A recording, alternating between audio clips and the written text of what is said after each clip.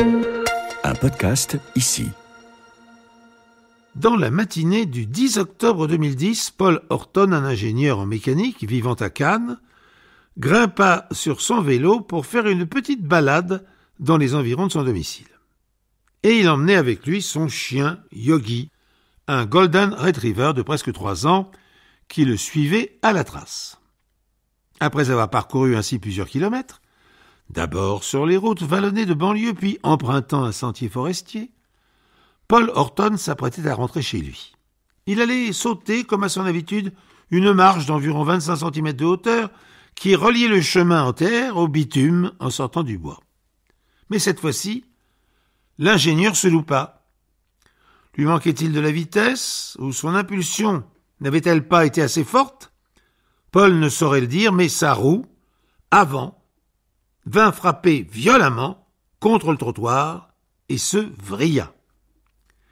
Le cycliste fut propulsé au-dessus de son VTT sans avoir le temps de dire ouf. Il atterrit la tête la première sur la route.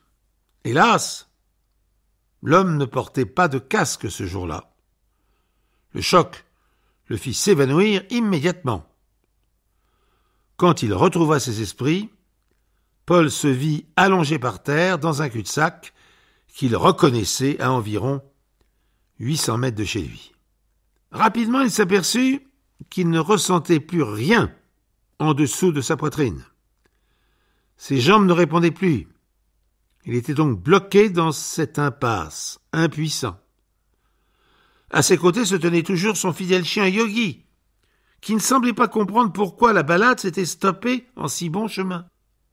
En le regardant, Paul sentit du sang monter dans sa gorge et remplir sa bouche. Décidément, il était vraiment mal en point.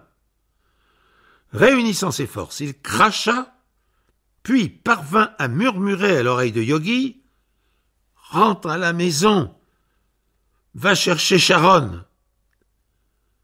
Paul fit de son mieux pour dire ces 2 phrases lentement et distinctement, appuyant sur chaque syllabe. Il les répéta encore et encore, mais malheureusement le chien restait planté là. Paul savait pourtant que Yogi connaissait chacun des mots qu'il prononçait. En règle générale, le Golden Retriever obéissait à l'ordre « va chercher ». Il était bien sûr habitué à entendre le nom de l'épouse de Paul, Sharon. Mais cette fois-ci, Yogi se montrait indiscipliné, il refusait de quitter son maître. Paul insista.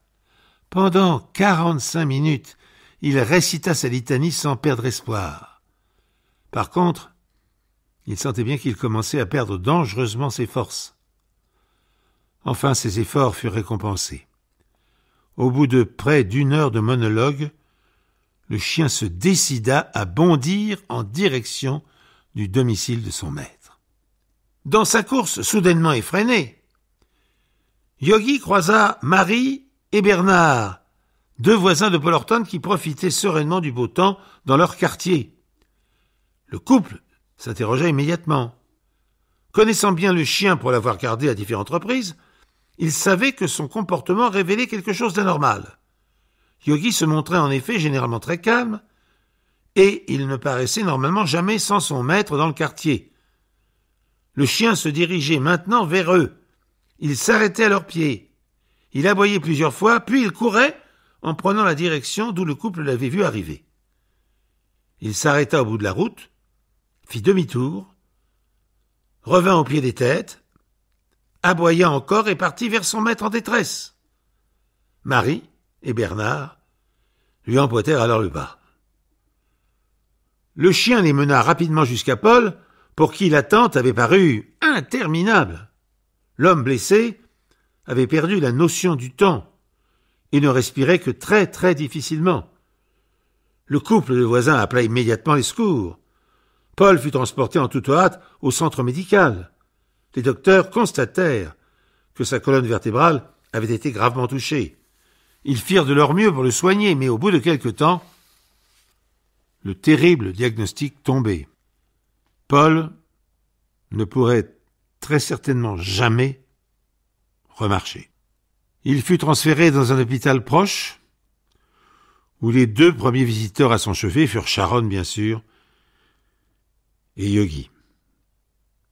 Les animaux ne sont normalement pas admis dans les hôpitaux, mais Paul voulait remercier son chien sans qui, il le savait, il n'aurait pas survécu à cet accident de vélo en apparence banal.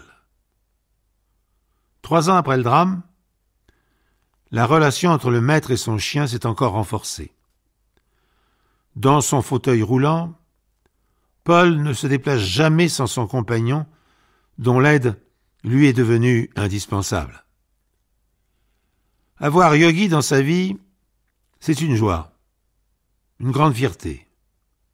C'est mon chien, c'est mon héros, confie l'homme en adressant un sourire bienveillant à son fidèle ami.